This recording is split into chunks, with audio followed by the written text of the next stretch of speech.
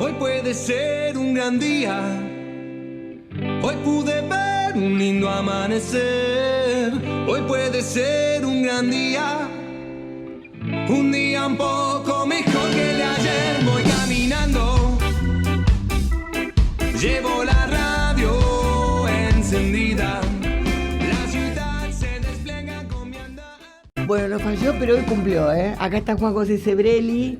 ¿Le mostraste la foto? Qué linda, qué lindo salió en esa foto. Me encantó esa foto. Esa foto hay que imprimirla, Juan, ¿eh? Bueno. Vamos a presentarlo a Juan porque hay gente joven que por ahí no lo ubica bien a Juan José Sebrelli. Nació acá, es porteño, tiene 87 años. No cumpliste 88, ¿no? Ni pensás cumplir. Tengo 86, cumplo recién en noviembre. 87 en noviembre, soy el 3 de noviembre. Sos sociólogo, filósofo, historiador y crítico literario. ¿Cómo pudiste hacer todo eso al mismo tiempo? No sé. Yo me estoy llamando lo que hago es interdisciplinario desde ya, abarca muchas cosas, pero sobre todo lo que intento hacer es sociología filosófica o filosofía sociológica. Sí, me encantaría hacer lo mismo que vos, pero sí. No tengo ni tu cabeza ni tu lectura. Pero yo soy socióloga como vos de la UBA. Sí, ya sé. Bueno, su libro sos ciudadano ilustre de la ciudad de Buenos Aires. Ciudadano ilustre, sí. Tu libro más reconocido y más querido es Buenos Aires, vida cotidiana y alienación. Más querido no por mí, Yo por la gente, otro, por la gente. Sí. ¿Vos cuál querés más? Y la última época de mi vida, pero sobre todo el ascenso de la modernidad y sobre todo el último que escribí. Dios en el laberinto. Dios en el laberinto. Como siempre, lo último es lo mejor. ¿Está mejor escrito? Sí, claro, yo mejoré mucho mi prosa, obviamente. Aprendiste. Sí. Bueno, esta es considerada la obra pionera, de la sociología de la vida cotidiana en nuestro país, en la Argentina, que se reeditó en el 2003 y siguió teniendo éxito, ¿no? Sí. Su última obra es Dios en el laberinto, el 2016, por lo cual presentaste el libro en muchos programas de televisión. Yo vi todos esos programas de televisión. Soy una Sebrelli Dixit y, me enteré de muchas cosas de vos, pero fundamentalmente sé lo contundente que son tus explicaciones sobre el populismo. Ahora, habría que preguntarse si esas explicaciones... Críticas sobre el populismo. La descripción y la crítica al populismo. Habría que preguntarse si esa descripción y esa crítica al populismo han tenido efecto, porque a mí me parece que no.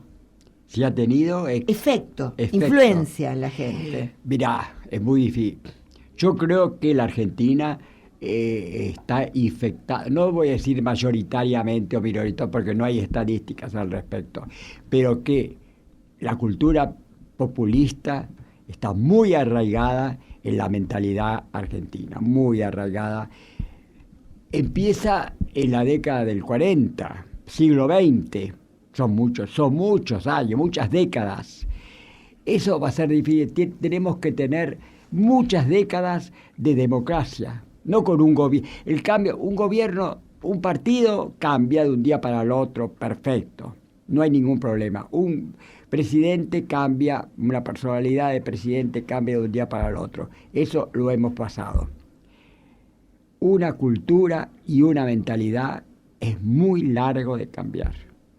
Yo no me hago demasiadas ilusiones.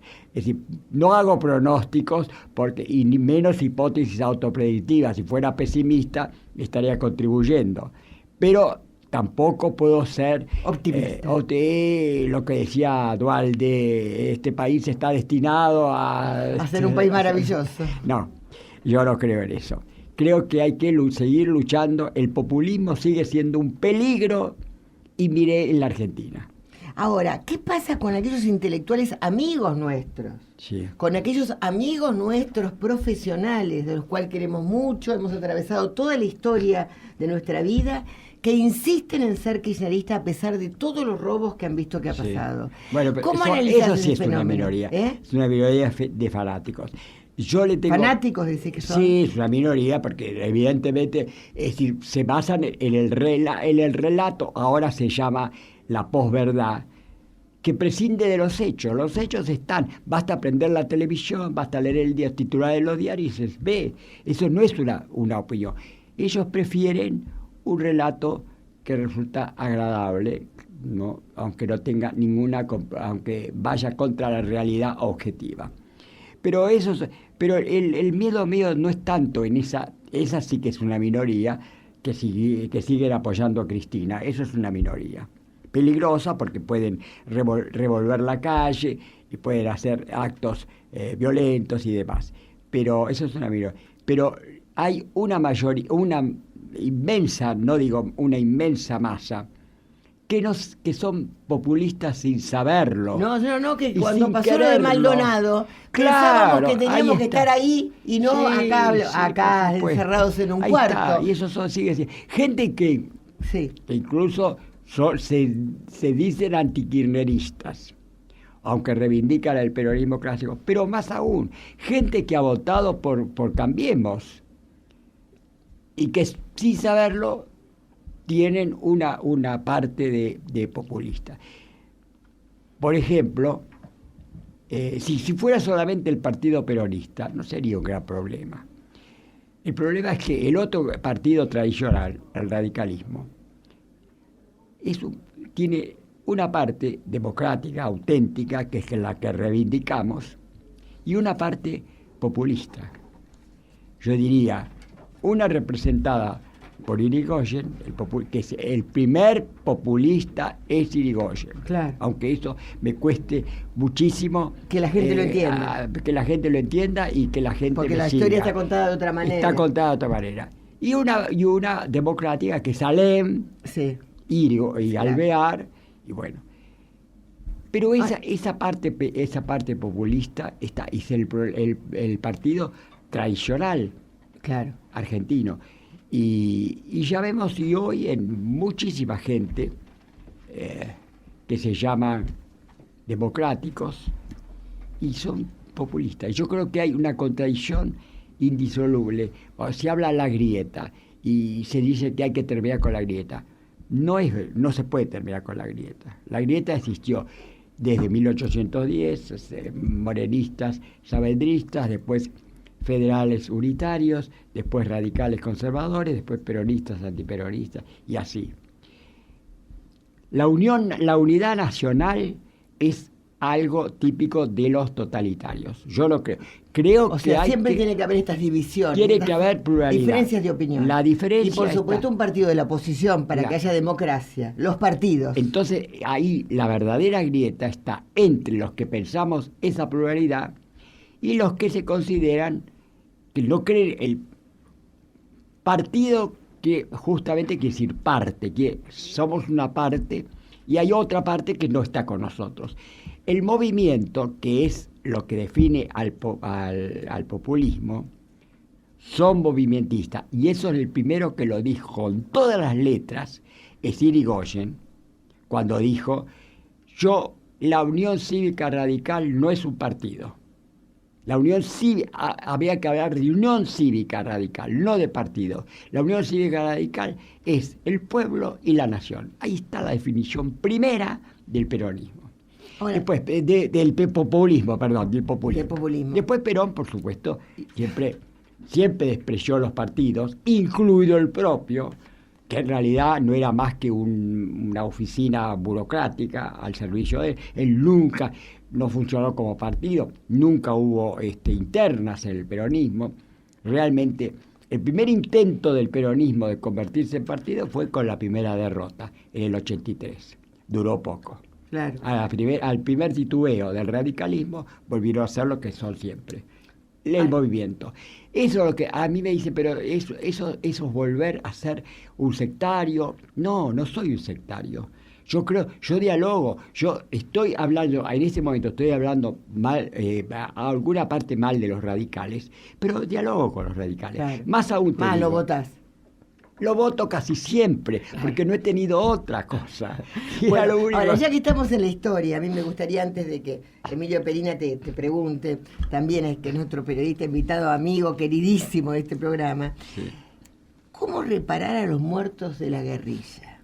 O sea, esa parte de la historia que está tenebrosa, que está oscura, que se ha dado un montón de subsidios en miles de dólares a los familiares de los guerrilleros, y ahora reclaman los familiares de los muertos por la guerrilla, claro. En épocas de la democracia. Y ¿Cómo sí. se hace para recuperar esa historia con justicia, no?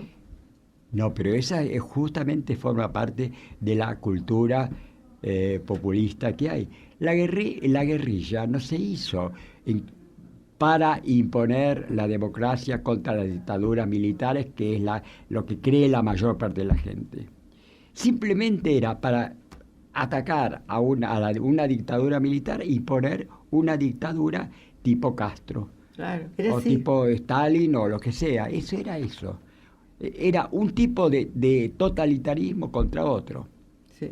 Y eso es lo que causó. Y aparte, bueno, que era una utopía reaccionaria, pero era una utopía imposible de realizar, porque era una ínfima minoría que se levantaba contra un Estado más o menos organizado, ¿no? Claro. Y un ejército Pero ¿cómo hay que bien hacer armado. con estos familiares de gente inocente? Ah, y los ¿no? familiares, bueno, contra eso no se puede. Contra los sentimientos no se puede. Por eso digo, pero no hay que De hacer un nada. lado y del otro. No, que vos decís que no hay que hacer nada, no hay que revolver la historia, no hay que ir para atrás. No, hay que hacer historia. Hay dos temas, el tema de la memoria y el tema de la historia. La memoria es subjetiva, puede enriquecer, pero la historia es objetiva, es científica. Entonces debemos ceñirnos a la historia. La historia condena por igual a la dictadura militar y al terrorismo guerrillero. Es así. Ahora, Lo que con pasa los es que- familiares. Claro, lo que no pasa se es que puede. unos fueron Con los reparados familiares económicamente y se otros puede. no. No, eso está mal. No, es Por muy supuesto. jorobado. O sea, a mí no se me ocurriría No, por un no. familiar muerto ir a pedir plata. Me parecería terrible si no la necesito. Si la No. necesito, sí, es otro caso. No, Pero- no. Y bueno, ¿y eso- entonces qué hay que hacer?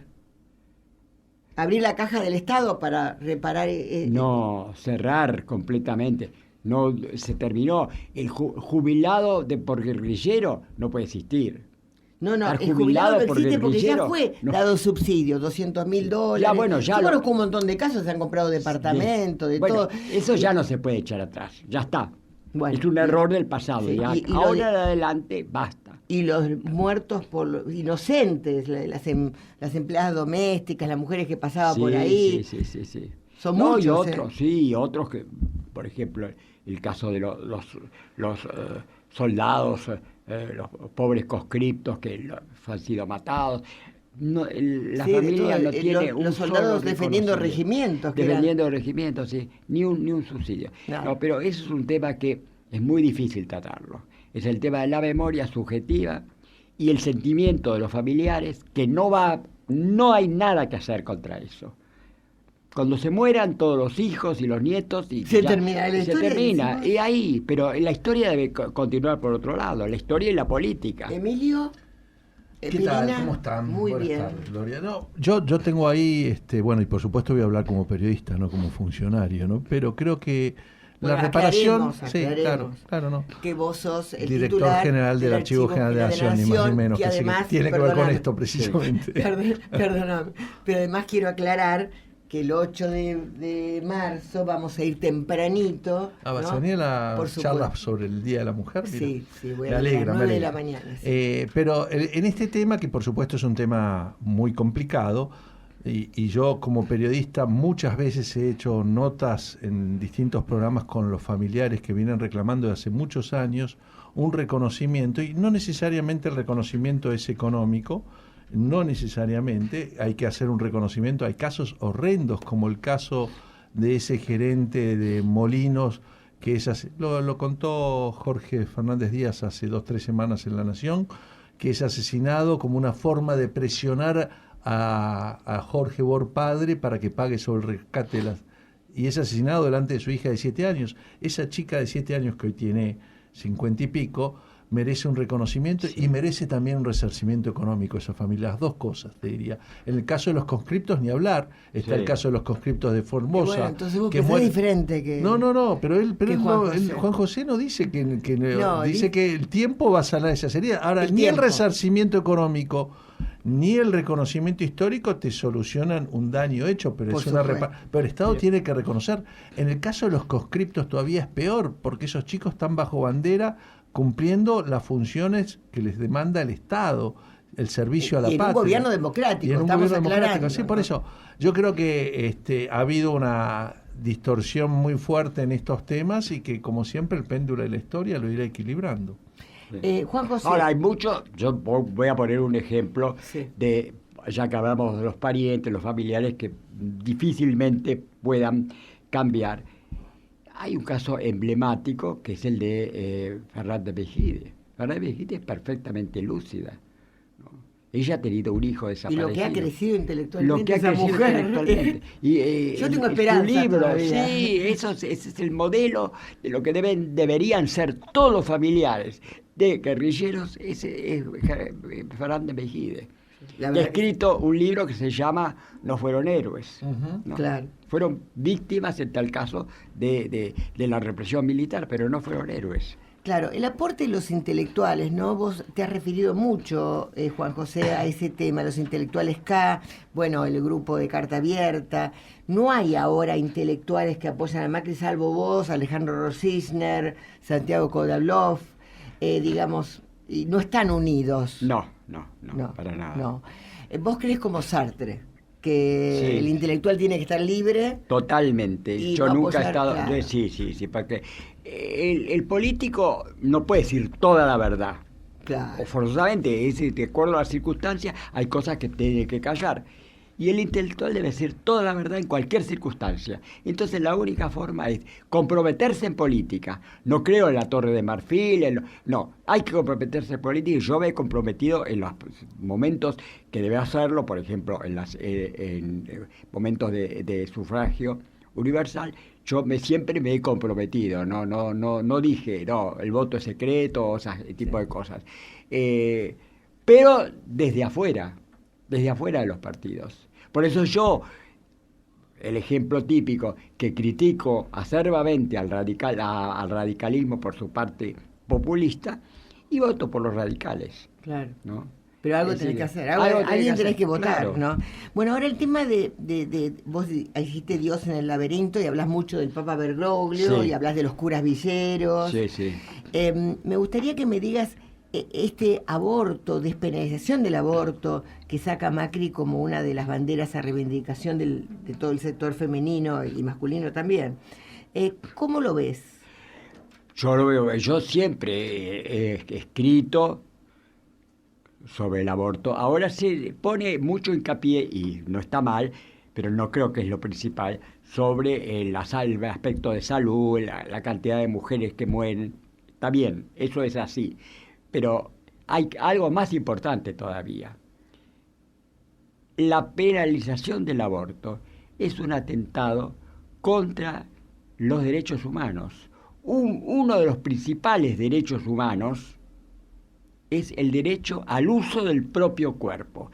Esto implica 3 reivindicaciones por las que yo siempre he luchado, lo he hecho por escrito en mis libros, que son el control de la natalidad, la diversidad sexual, la diversidad de géneros y la despenalización del aborto. Ese es el derecho de la mujer a usar su propio cuerpo. Eso nadie lo dice. Se habla de las mujeres que se mueren, que no tienen recursos. Está bien, pero eso es una cuestión de clase, porque las mujeres de clase media no tienen problema para abortar lo obvio. Pero por eso me extraña mucho que gente que se llenan la boca con los derechos humanos, ni digamos el caso de Cristina Kirchner, y resulta que nunca, siempre estuvo decididamente en contra de... Pero más porque le favorecía el tema de la relación con Bergoglio, claro, me parece a mí, político. Yo creo que es equivocado. Un demócrata, una democracia, tiene que estar a favor de los derechos humanos, por supuesto, nadie está en contra de los derechos humanos, pero no asimilan a este tipo de represiones que fueron hasta hace muy poco a los homosexuales, por supuesto, y ahora, todavía hoy, al aborto, a la penalización del aborto. Bueno, yo creo que es fundamental eso. Bueno, ahora estas banderas que sacó Macri en su discurso de que el padre puede tener una licencia mayor al lado Sí, está bien.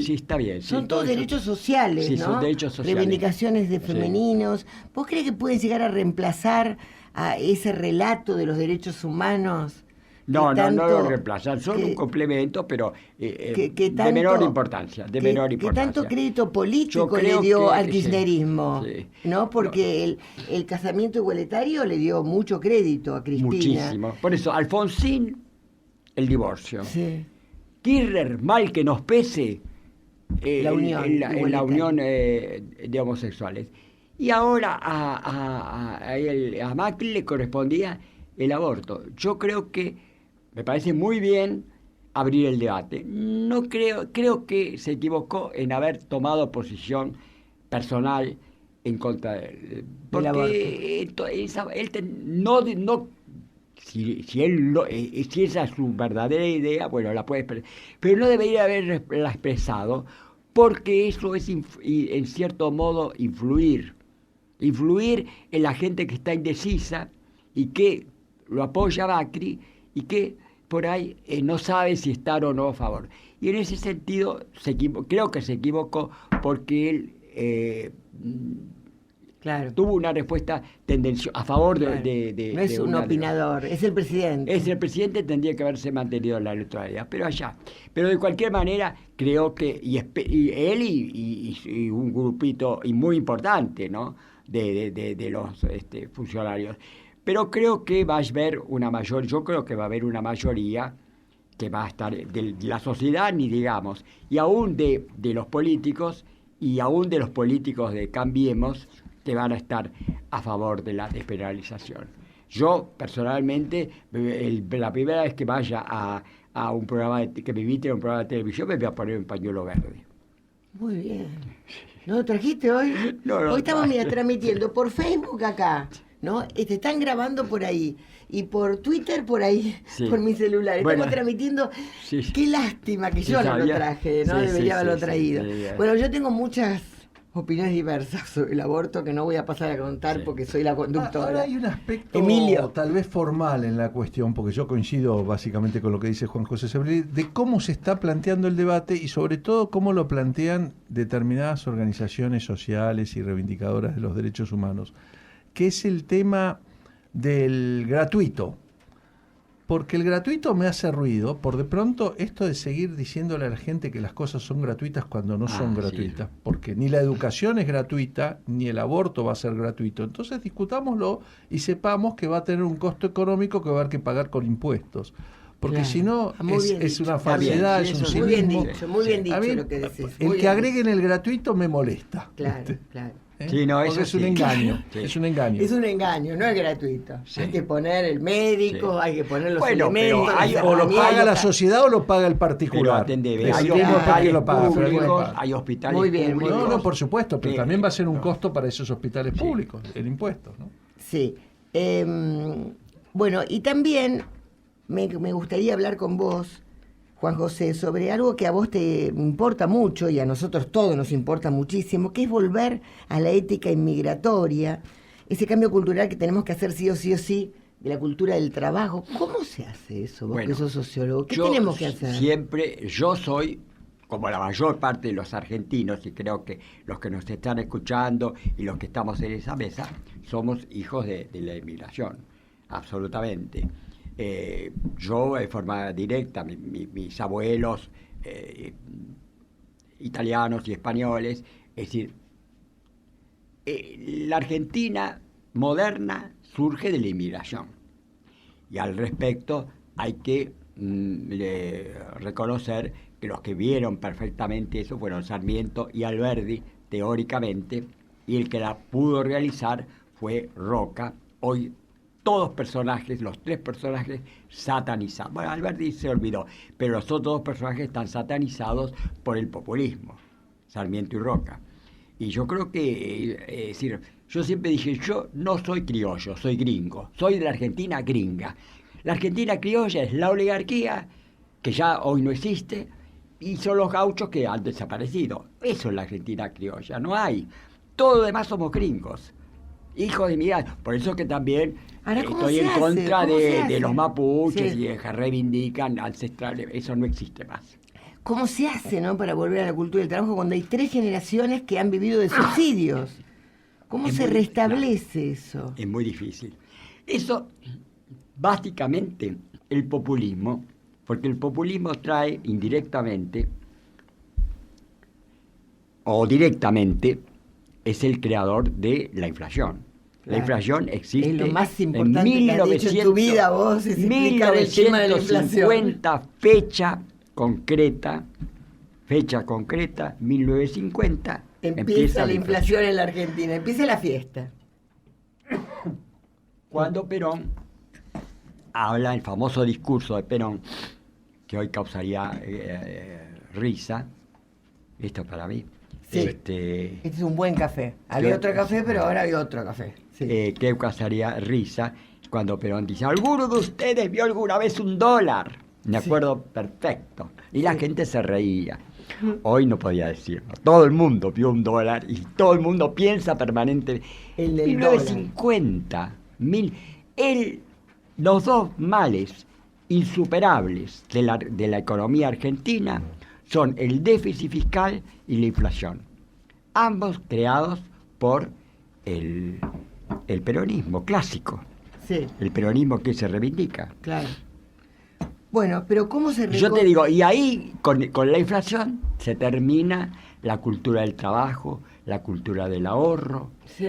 Porque la inflación degenera cualquier proyecto, todo hasta la de vida. Destruye la posibilidad de ahorrar. Claro, entonces, destruye la posibilidad de tener un proyecto. El ahorro es la base para el capital para inversión. La vivienda, por ejemplo, la gente ahorraba en aquella época, la década infame, que no era década infame, mal llamada década infame. ¿Azúcar? La gente ahorraba y la vivienda había 2 tipos de vivienda. Yo lo conozco perfectamente porque pertenezco a esa época, nací en el 30 y lo conozco a través directa a través de mis abuelos. La gente tenía 2 maneras de vivienda. Una era comprar lotes, que todos los domingos había remates de lotes en el conurbano, que en esa época era terreno baldío, eran terrenos baldíos, el conurbano, la mayor parte del conurbano, los alrededores de hoy ciudades como Lanús, eran terrenos baldíos, se vendían a plazos. O bien, los que sobre todo los albañiles compraban el terrenito a plazos y construían la casa ellos mismos. Esa era una de las salidas. Y la otra era, y esa yo la viví en carne propia, porque en el caso de mis abuelos, de toda mi familia de esa generación, alquilaban casas en la ciudad de Buenos Aires, y no muy lejos, en Constitución, por ejemplo, que era el barrio de mi infancia, que entonces no era un barrio lumpen como es hoy, sino era un barrio de clase media, clase media baja y hasta clase, era una mezcla. Y alquila casas de 2 patios con muchas habitaciones, no eran sucuchos, ¿no? Como que pueden ser hoy. Y para solventar el alquiler, subalquilaban 1 o 2 piezas a generalmente hombres o mujeres solteros, solos, que no tenían.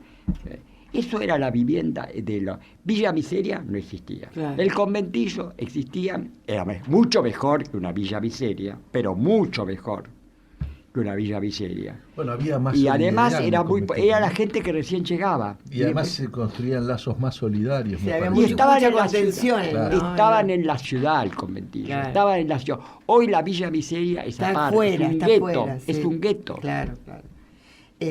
¿Querés que te dejemos descansar 3 minutos? Sí. Música, sí. Esto es un tema de Mariana Walsh, que es la autora, Se llama Canción para bañar a la luna de las Magdalenas, cantado por las Magdalenas. Queríamos preguntarte qué música te gustaba, pero como no queríamos tener ningún vínculo hasta hoy, que vinieras, para que vinieras, no te preguntamos nada. ¿Qué música te gusta a vos, Juan? Vea, me gusta la música llamada clásica culta, diríamos. Me gusta, es muy seleccionado el tango y muy seleccionado el jazz. No me gusta el rock, no me gusta, detesto la cumbia villera, es decir, no me gusta la música electrónica, es decir, nada actual.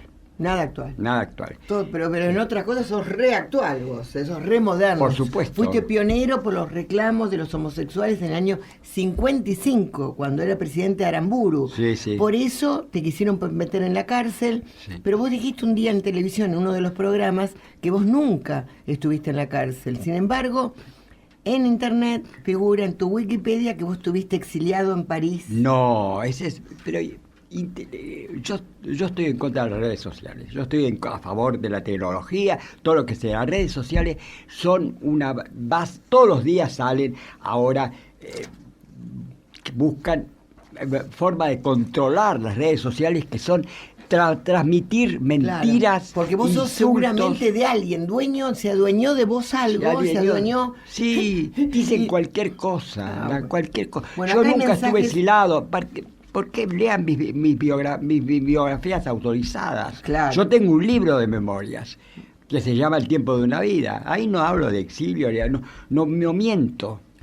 Acá, de Sangretana, no le teme al debate. Está dispuesto a debatir temas incómodos y con posición tomada. Me agrada, dice.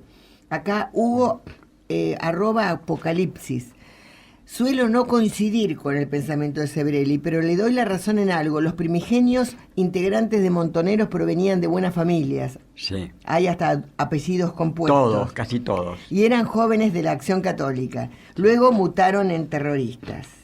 Libertaria, dice, brillante, un maestro que Sebrelli. Daniel Aslam, que ha escrito muchos twitters, pero bueno, los hemos perdido en estas 2 semanas que te hemos anunciado permanentemente. Sebrelli, dice Daniel Aslam, debe ser de las mentes más brillantes de nuestro país, pero se olvida que el populismo impera en las principales potencias y parece ser lamentablemente nuestro destino ineludible.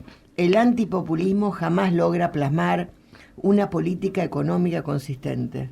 ¿Y el populismo logró? Nunca. Tampoco. El populismo, Venezuela es un ejemplo del populismo llevado hasta su última potencia, hasta sus más extremos límites. Y miren lo que es Venezuela. ¿Qué terminaron los populismos argentinos? Con Cristina Kirchner. Ahora, el tema es que las democracias les toca venir después de gobiernos populistas y tienen que hacerse cargo de los desastres que hizo el populismo. Y en la Argentina, con un populismo que se implantó en 1943, yo siempre recuerdo la frase de Vargas Llosa en una novela, Conversación en la Catedral, donde un personaje le dice a otro, hablando de Perú, que también es un país como el nuestro, que va a los tumbos, uno le dice al otro, ¿y cuándo se jodió Perú? Y yo digo, si a mí me hacen, ¿cuándo se jodió la Argentina? Yo le doy una fecha fija, hasta la hora. 4 de junio de 1943 a las 10 de la mañana, con el golpe militar fascista del cual surge el peronismo. Claro. El peronismo, los militares y la iglesia fueron los 2 sustentáculos del dominio. Y desde entonces, al 43, hasta con breves periodos, que no duraron mucho, espero que este periodo dure más.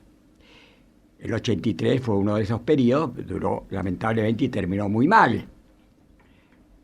Ahora tenemos este periodo que es nuevamente un intento de superar al populismo.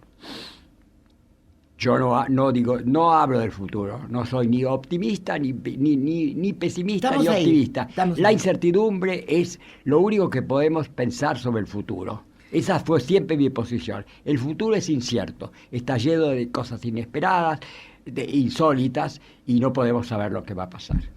Bueno, vos estás muy preocupado por el conflicto violento, porque acá hay conflicto, pero es violento Claro, el conflicto sí. que hay en la Argentina, ¿no?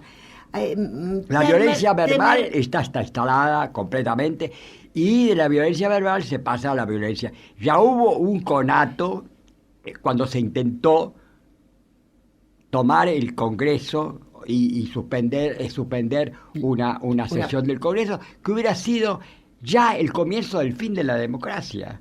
Porque es decir, impedir una sesión del Congreso es ir en contra de la democracia.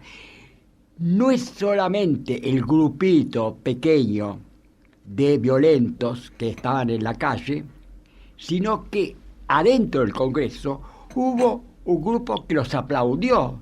Claro, eso es lo preocupante. Que nadie, claro. y no dijeron nada y se abrazaban entre ellos porque se había suspendido la sesión. Eso por la violencia que había ahí fuera. eso es lo que yo digo, que es el populismo implícito, silencioso y no confesado o desconocido o inconsciente o indeliberado de los partidos que se llaman democráticos, de algunos partidos que se llaman democráticos. Ahora, ¿vos qué harías para esto, no? Porque Temer, por ejemplo, por el narcotráfico, está utilizando las Fuerzas Armadas en los sectores más en los barrios donde está realmente dominando el narcotráfico, Sí. y se está metiendo con las policías, con las Fuerzas Armadas, ¿no? ¿Vos creerías que nuestras Fuerzas Armadas deberían actuar? Porque si no va a ser cada vez más tarde. Y yo creo que lo que pasa es que tiene que ser unas Fuerzas Armadas y una policía muy controladas democráticamente. Ahora, ¿Cómo se controla bien, tan democráticamente la policía y la Fuerza Armada? Es difícil, ¿no? es difícil. Bueno, de todas maneras, la respuesta también puede estar por la contraria, el absurdo, digamos. ¿Puede el Estado dejar de actuar? Claro, Claro. exactamente. Si no, Y si no desaparece actúa, el Estado. Si desaparece, desaparece, frente a la- tiene que actuar. Eso se planteó en un caso, una situación extrema, que no es la situación argentina, con la Segunda Guerra Mundial. Estaban los pacifistas y estaban los que querían luchar contra... Y el caso típico, todavía tenemos hoy un libro muy recomendable y una película también, que es Los Años Terribles, cómo se discutía. Yo soy pacifista, yo estoy a favor de la paz, estoy en contra de la guerra, el crimen de la guerra, pero en determinadas circunstancias, frente a El libro algo de tan Alberdi, decís. terrible como era el ¿Cómo, totalitarismo Emilio? hitleriano, ¿El crimen de la guerra te referís al libro de Alberdi? No. el crimen, entre otras cosas, el libro que yo reivindico y que creo que es el libro más importante Yo también del creo siglo que- XIX después del Facundo. Ujú. Eso yo lo he dicho y es un libro importantísimo. Y es un libro que no se enseña en las escuelas en general. No, y que fue prohibido por el Partido Peronista. El Partido Peronista clásico fue prohibido. Es un libro porque de es un Alberdi libro donde con critica a crítica Mitre al militarismo. y al militarismo. Sí, critica. Es extraordinario ese libro. Y habla además de la Unión Europea. Es una proyección hacia el futuro. Él habla del que tienen que unirse los países, que tiene que haber una entidad supranacional. Ese es un libro estupendo. El libro del Verdi. El libro de Alberdi, El crimen de la guerra. Mira. Acaba el gobierno de la ciudad de Buenos Aires, Sí, Lombardi lo reeditó hace Lombardi, unos años. Hernán Lombardi. Pero se consigue, El crimen de la ministro. guerra es un libro que se Obras consigue, sí. completas Sí, publicadas sí, de no. Alberdi, entre otras. Yo tengo la edición que editó, justamente puedo decir, Lombardi. Juan José, otro de los temas interesantes que yo había empezado a hablar, que vos sos pionero en defensa de los derechos homosexuales, en los 70 también conformaste un grupo, el Frente de FLH. Liberación Homosexual, Sí, CBT. FLH, Sí. en los 70, junto a los escritores Manuel Puig y Néstor Perlonger. Sí, sí.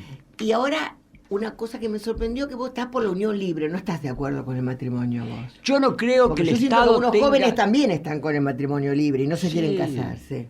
Por supuesto, eso va en ese camino, es decir, no creo que el Estado tenga que introducirse en las relaciones íntimas de los individuos. No lo veo por un motivo. Eso es una cosa para la proyección hacia un futuro. Ahora no estamos tan lejos. No lo podemos tratar ya. Sí, no lo podemos tratar, sí, porque ya casi se puede decir que los matrimonios por iglesia o por Estado disminuyen cada día más. Sí, por Cada supuesto. día más. Y también las ganas de tener hijos, por eso Europa está sin juventud. Sí. Pero eso no va a desaparecer por eso, no va a desaparecer la especie humana porque la clase media no quiera tener. Al contrario, el problema es la explosión demográfica, que nadie habla. Claro. Y África, la explosión en demográfica. algunos continentes así, en otros algunos continentes, no hay. América Latina también hay. Vos has confesado que no has tenido nunca una pareja. No, yo una eso pareja. Sí, pero eso es una cuestión, una pareja tradicional, digamos. Tradicional no, he tenido amistades amorosas, sin relación sexual, he tenido relaciones sexuales sin tener una pareja.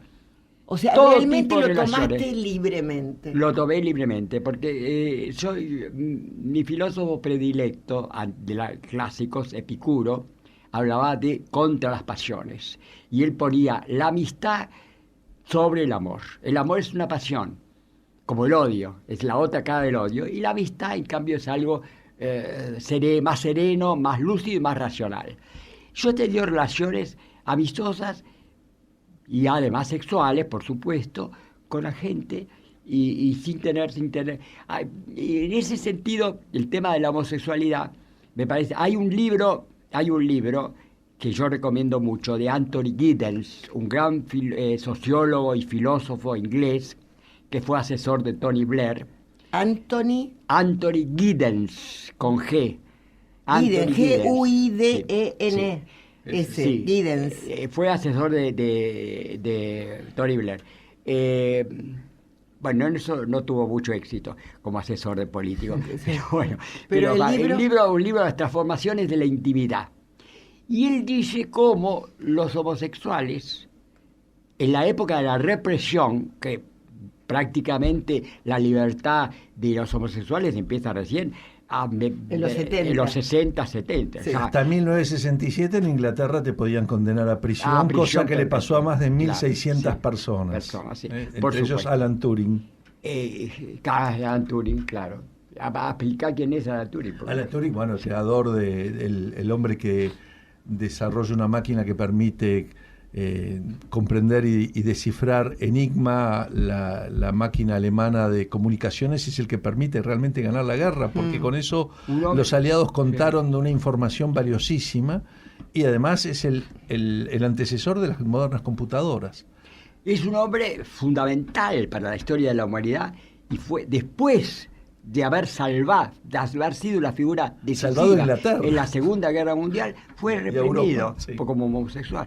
No, eso es increíble. Terrible. Sí, bueno, terrible. Y transformaciones en la intimidad, contanos. La transformación en la intimidad es que los homosexuales de la época de la represión, hasta mediados del siglo XX, vivían vivían el amor libre. Y ahora, cuando se dio la liberación 60-70,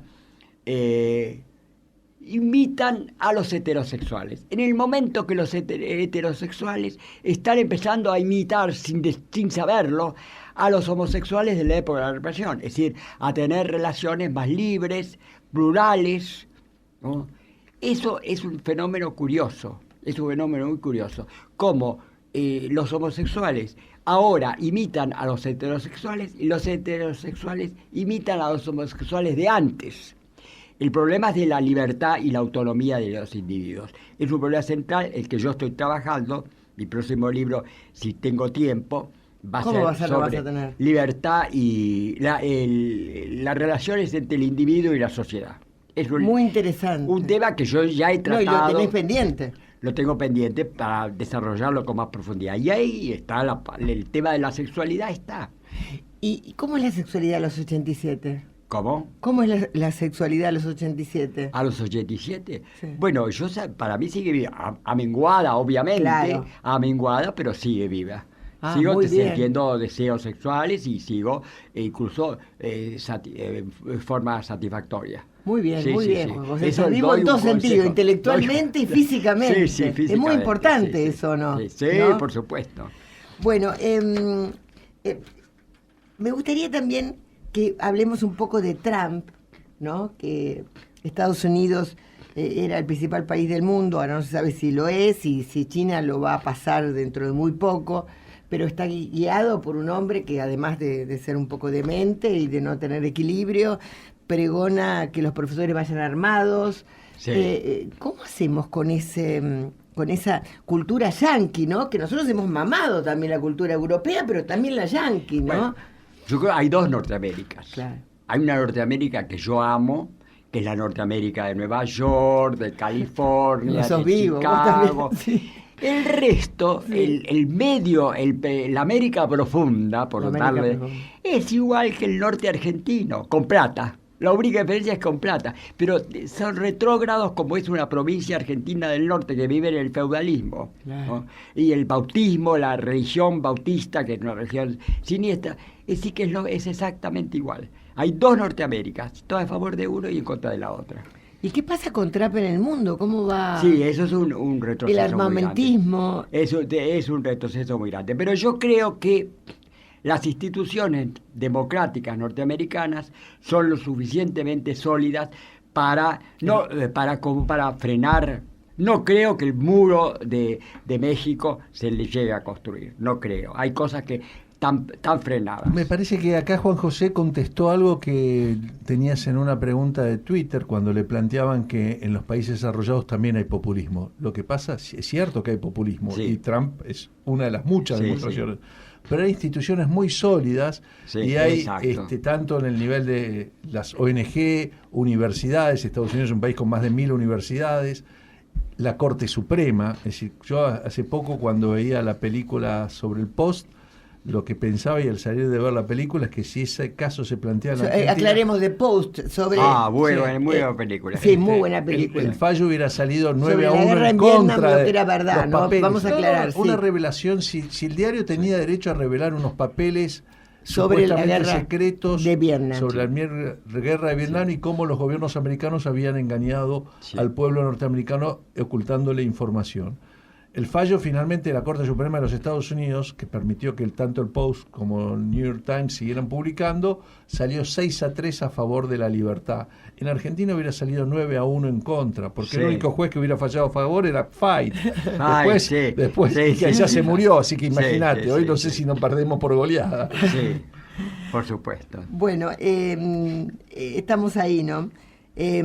A mí me encantaría que vos me cuentes un poco sobre esto del terrorismo internacional. ¿Cuál es tu lectura? ¿Qué va a pasar con los refugiados? ¿Cómo se está moviendo el mundo? No, con el terrorismo siempre pareciera que todo el siglo XX hubo un enemigo no ya de una determinada política, de la civilización en general, que se ha dado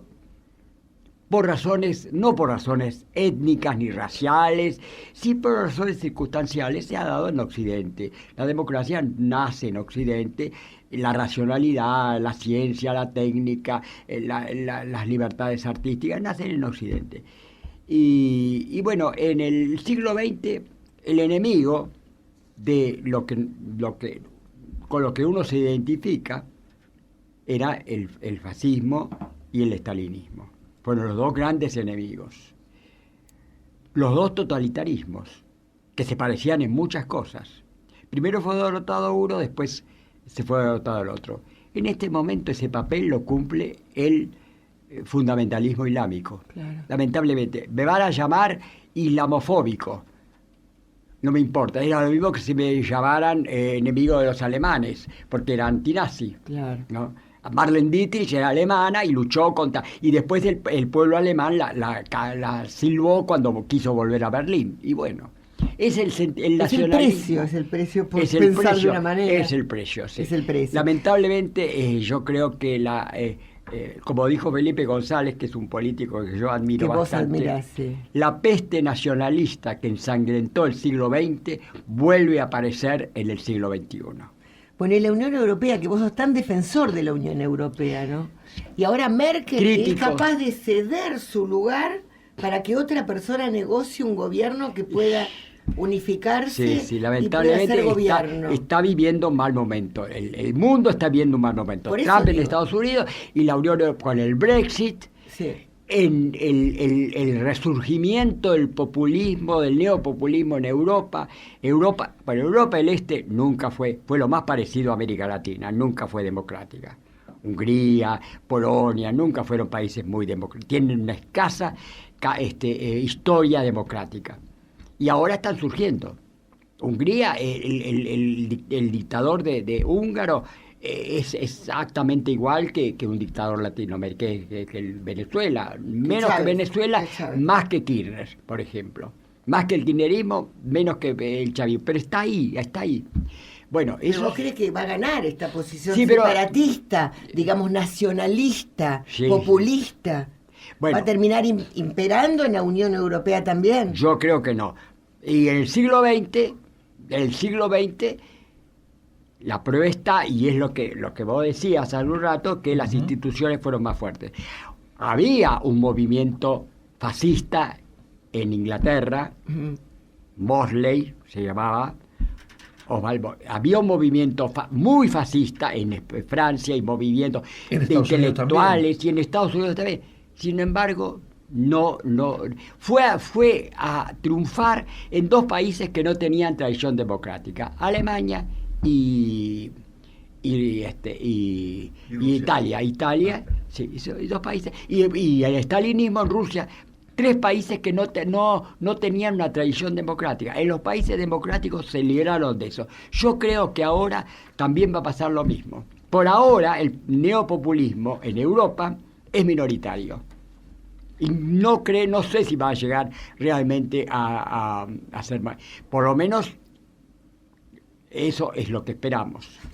Bueno, después hay un tema que tengo que preguntarte, Juan José, porque si no la gente, más allá del populismo, ¿hay posibilidades de que el peronismo, las figuras peronistas, vos podrías rescatar algún peronista que sea democrático? ¿O vos pensás que el peronismo, por su esencia, no puede dejar su condición de populista y totalitaria? Y mientras el peronismo no renuncie, rechace su autodefinición de movimentismo, no hay posibilidad. Movimiento y democracia son dos cosas opuestas. Ahora, individualmente, sí, yo tengo amigos que son peronistas, que son inteligentes, lúcidos y que pueden ser rescatables. Pero el peronismo como supuesto pseudo partido, porque no es un partido, como movimiento, no es rescatable. Democracia y populismo son dos cosas diametralmente opuestas, porque el populismo no cree en las instituciones, en la división de poderes, no cree en la pluralidad, no cree en los líderes carismáticos. Entonces no hay, es una posición filosófica, diríamos, de concepción del mundo y de la vida distintos, más allá de las personas, ¿no?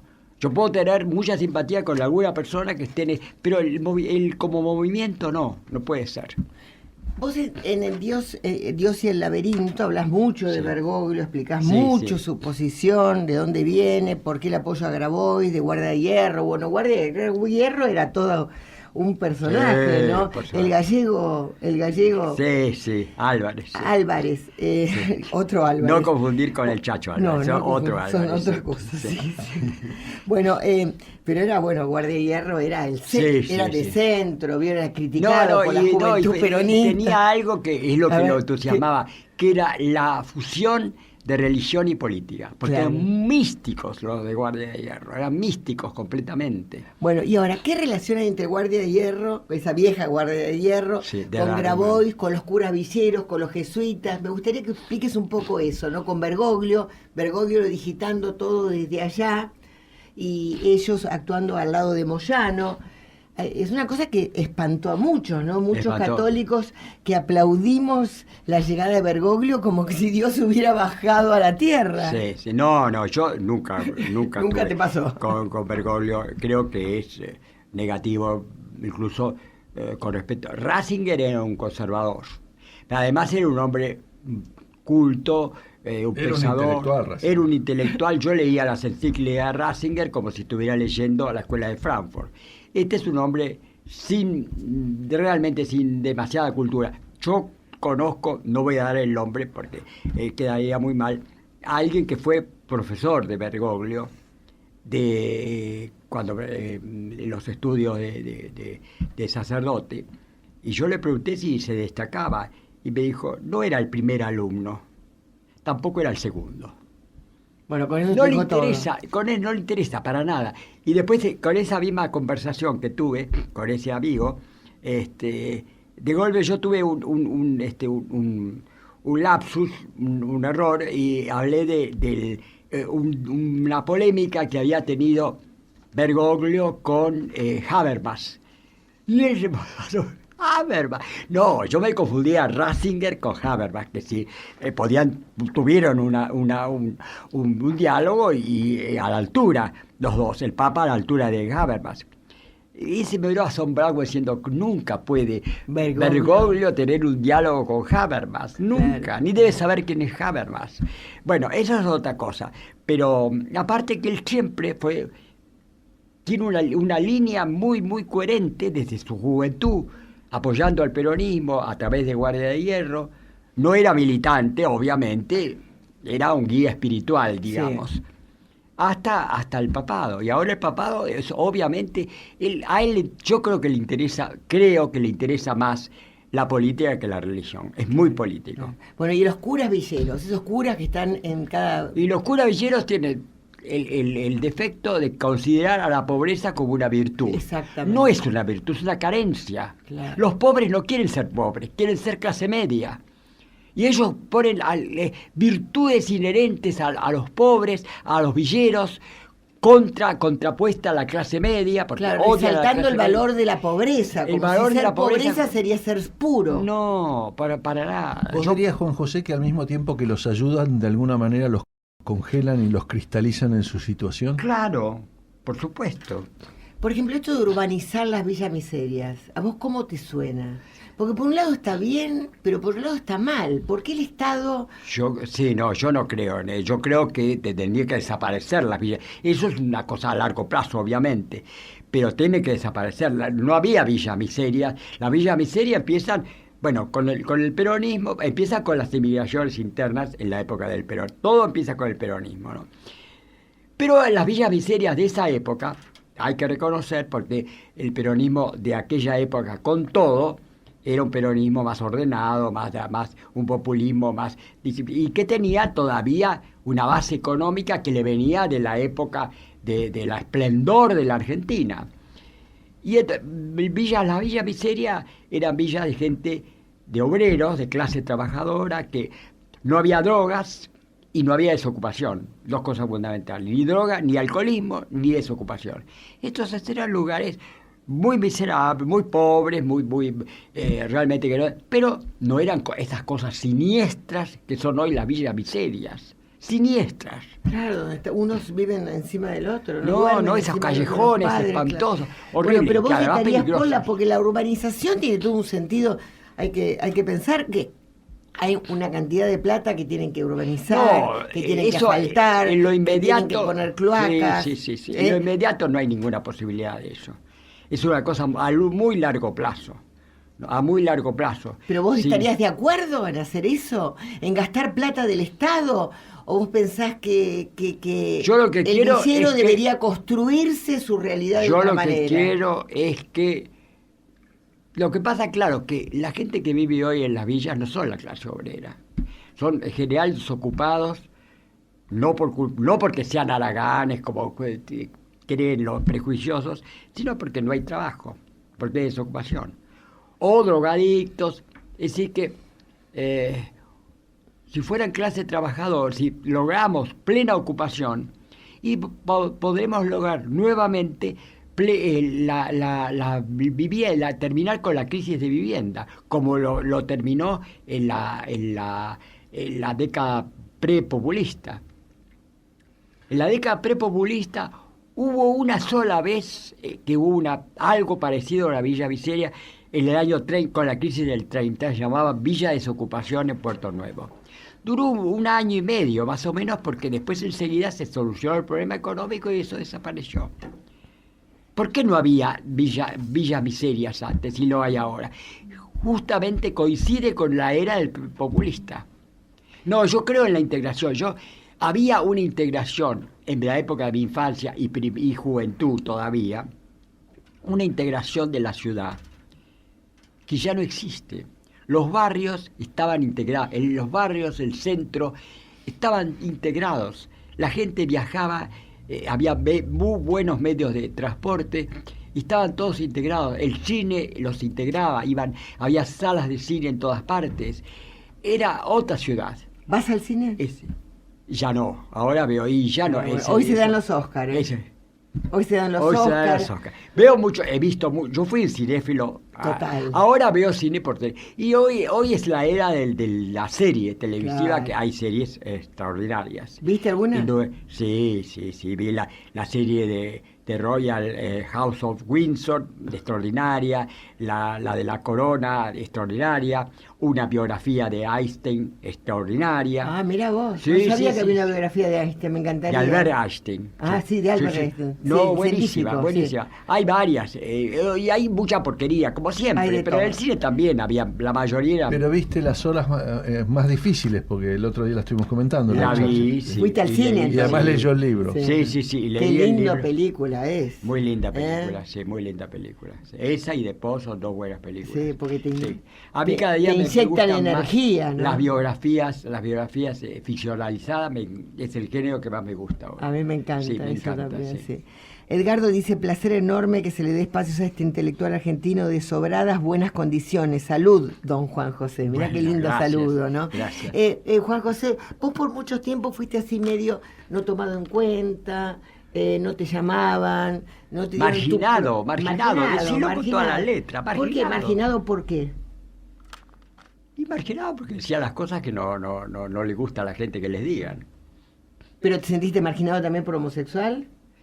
También, pero no solamente por eso, por homosexualidad, sobre todo por criticar al populismo.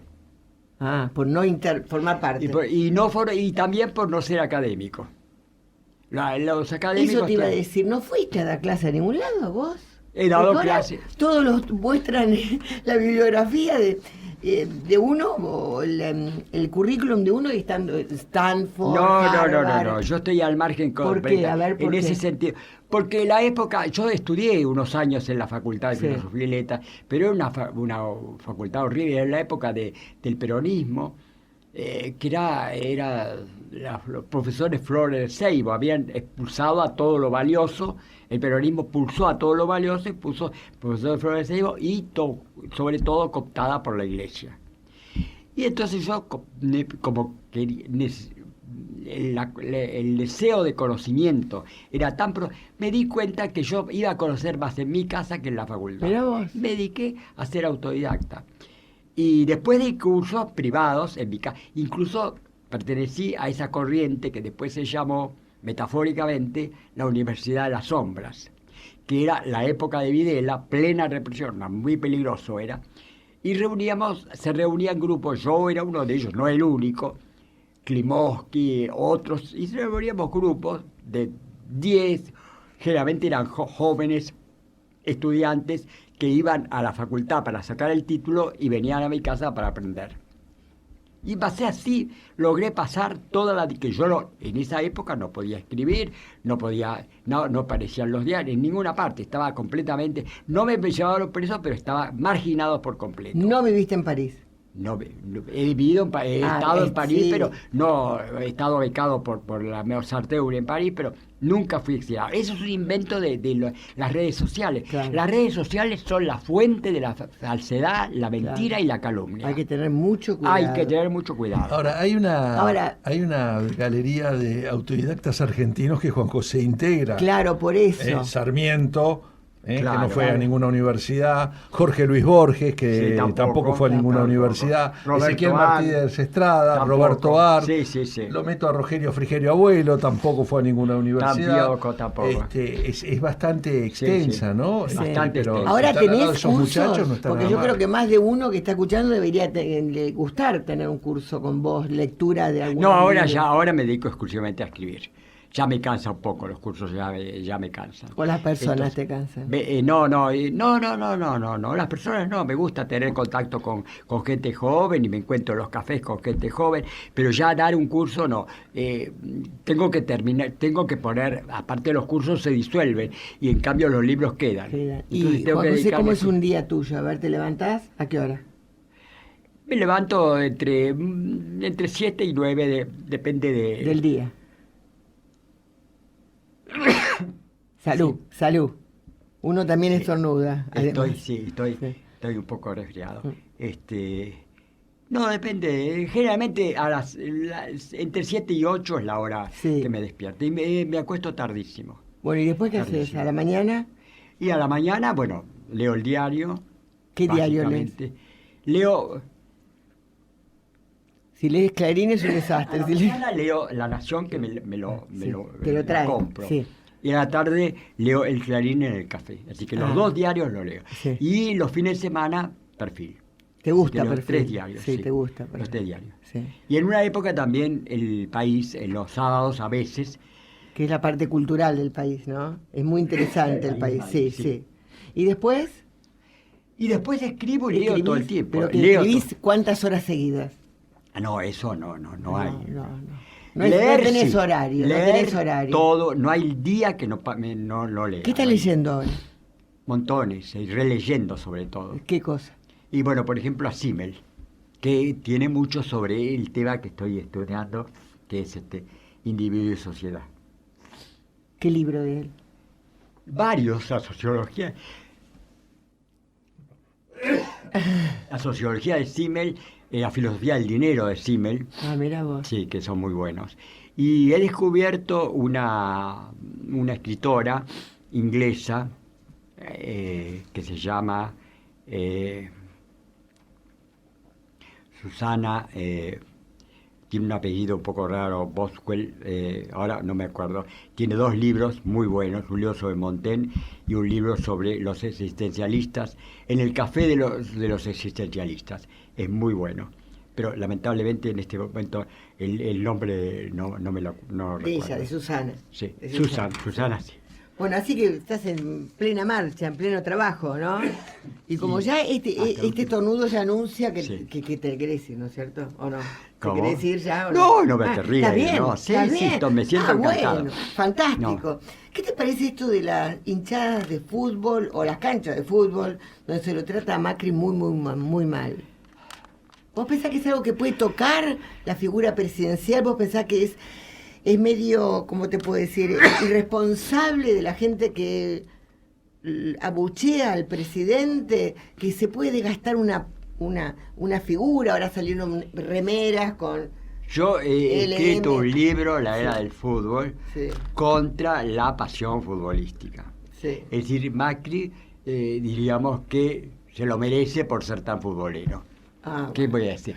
Pues, está mal. Y aparte, y bueno, y si es político más que futbolero, como creo que es, y bueno, se la tiene que tomar Sí, con no. total indiferencia. Yo creo que realmente no es una cosa que tenga No, muchas no. consecuencias. Ha habido No presidentes tiene. abuchados que después Claro, la pero- historia de justo cuando salta a la tribuna popular en Palermo, en el Gran Premio Carlos Pellegrini. Nada, yo creo que- Agustín Bueno, P. pero- Justo, que era un Gran hombre presidente. racionalista completamente, y aconsejado por el gran periodista que fue Natalio Botana, con crítica, que era su consejero, era el momento que surge el fútbol. Él le dijo: tome al fútbol como Claro, una mucho antes que herramienta. Perón lo hace y él justo. lo hizo. Claro. Tome pero- el fútbol como qué. pero como un arma, pero él con toda lucidez, que era un intelectual, Agustín P. Justo, se afilia a Boca y a River al mismo tiempo, demostrando su total indiferencia por el fútbol, porque ningún futbolero Claro. auténtico Se va va a a estar a afiliar. favor de los dos Claro, partidos. claro. Eso era realmente un hombre, un intelectual, así, realmente, que yo hoy muy satarizado. No, tenía su parte, indudablemente, el origen de él fue espurio, ¿no? Porque surge de una dictadura. Pero si hubiera vivido Agustín P. Justo, el país hubiera sido otro. Sí, Porque vos si sos uno hubiera de los estado- personajes que sí. vos admirás, Juan B. Justo. Sí, no digo que lo admiré, pero más todavía Ortiz, que lamentablemente pero ahí era el camino de la reconstrucción de la democracia después del golpe del 30. Que lamentablemente ahí el papel del individuo en la historia y del azar en la historia jugó mal para la Argentina, porque se mueren al mismo tiempo todos los personajes que podían haber hecho otro giro. Uno es Agustín P. Justo, otro es Ortiz. Alvear el otro. Y Alvear el otro, los tres me mueren. Y a un otro que hoy nadie se acuerda, que es Antonio Di Tommaso, que pertenecía a un partido que para mí fue el mejor partido que hubo y que fue efímero, que es el Partido Socialista Independiente, donde estaba Pinedo, Federico el Pinedo, viejo Ramón. Pinedo, y Antonio Di Tommaso, que era el candidato, un gran economista, que era el candidato a presidente preferido por Justo. Esas 4 muertes tempranas y circunstanciales cambiaron el rumbo del país, porque todo eso primero hubiera estado a favor de los aliados. Entonces, a la posguerra hubiéramos sentado en el plan Marshall y hubiéramos tenido otro derrotero. Perón no existía. Hoy no hablaríamos de Perón ni de Evita, no existían. Bueno, ahora, como última cosa, te voy a pedir, Juan José, que como si fueras un político, hables a la gente que nos está escuchando. Estamos transmitiendo vía Twitter, vía Facebook. Nada, estamos grabando un video para recuperarte, que no perderte, como vos haces con los libros. Habla como un político. ¿Qué le dirías a la gente? Soy un intelectual. Bueno, justamente no importa. marcado lo intelectual.